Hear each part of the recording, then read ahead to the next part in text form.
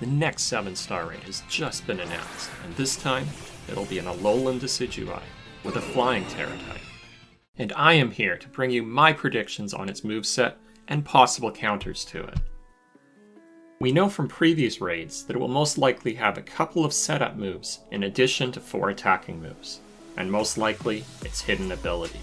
For Decidueye, this is Long Reach, which prevents it from taking damage from things like Rough Skin or Rocky Helmet, a perfect pairing for a physical attack build. Given that Decidueye can learn Solar Beam, perfect opening setup could be Sunny Day, turning Solar Beam into a 1-turn attack. Swords Dance could further complement this by providing a nasty attack boost. Let's now take a look at its potential moveset, keeping in mind the potential counters to a Flying Tera Type. We know that Ice types are a usual counter to Flying, so I have a feeling that Decidueye will be hiding a move like Brick Break to take care of any Ice or Rock type Pokemon that enter the battle. Brick Break also has the advantage that it will break through barriers like Reflect and Light Screen, which is why I think it could very well be in Decidueye's arsenal. Another choice, however, could be Low Sweep, which lowers the target's speed. I think there's a decent chance that this Decidueye may not be using an item, as this would double Acrobatics power to 110, doing almost as much damage as a move like Brave Bird without the effects of recoil damage.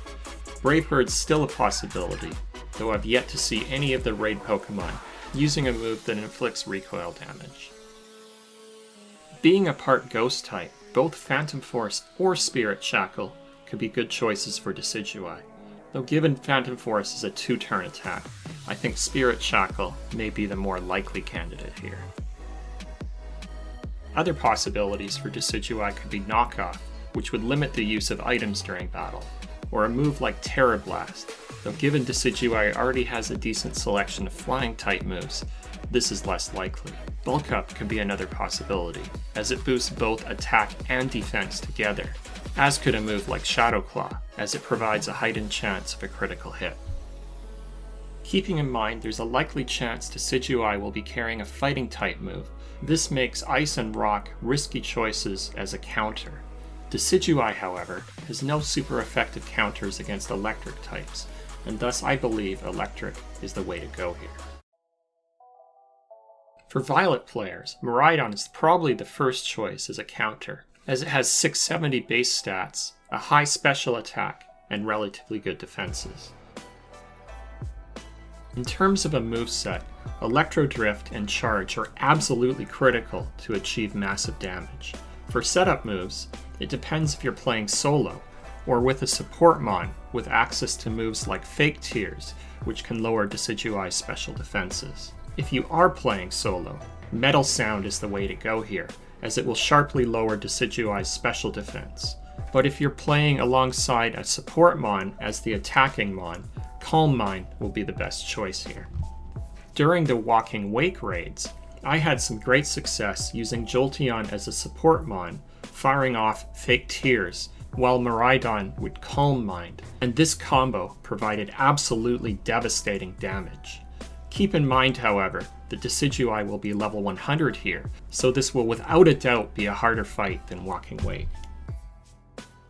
Parabolic Charge will be a great choice to heal, especially after you've had a chance to Terastallize. But what if you don't have access to, or would otherwise prefer not to use Miraidon? Let's now take a look at a couple of other builds. One of my favorite electric types, Toxtricity, would make a great choice here. This build I have here may look a bit unconventional, but let me convince you why this is a sound choice. Similar to Miraidon, Toxtricity is a special attacker, so we're again going with a modest nature and a special attack and HP build here. We will make use of the Shell Bell to heal, particularly after we've had a chance to Terastallize. I am making use of Toxtricity's hidden ability, Technician here, as it will give Shockwave a boost to 90 attack power, which has the advantage of always making contact. Stronger moves, such as Thunder in particular, have a chance at missing, so while we may lose a little bit in attack power, we'll make up for it by having a guaranteed hit. we also have the move Electric Terrain, in case we need to set up again. With that, let's now take a look at a couple of alternative builds that could potentially be viable. A popular choice during the Walking Wake raids was Iron Hands, which again may be a possibility here, with the caveat that until it terastallizes, it will be in danger of a super effective flying type attack. With Iron Hands, we want to use it as an all-out attack mon, so we're going with an adamant nature and an attack and HP build. Belly Drum will further boost Iron Hands' attack, but at the risk of being knocked out, so this is likely not the best choice as a solo mon. Being an attacking Pokemon, we'll make use of Thunder Punch and hope to make use of Shell Bell once we can terastallize. I've put Electric Terrain on here as well, in case we need to set up. One of my other favorite electric types, Ampharos, is a good choice as a support here. There's no ideal ability here if Decidueye has Long Reach, but in case it doesn't, we'll go with Static. As a special attacker, a modest nature and a special attack HP build is probably ideal, given that Ampharos has decent defense.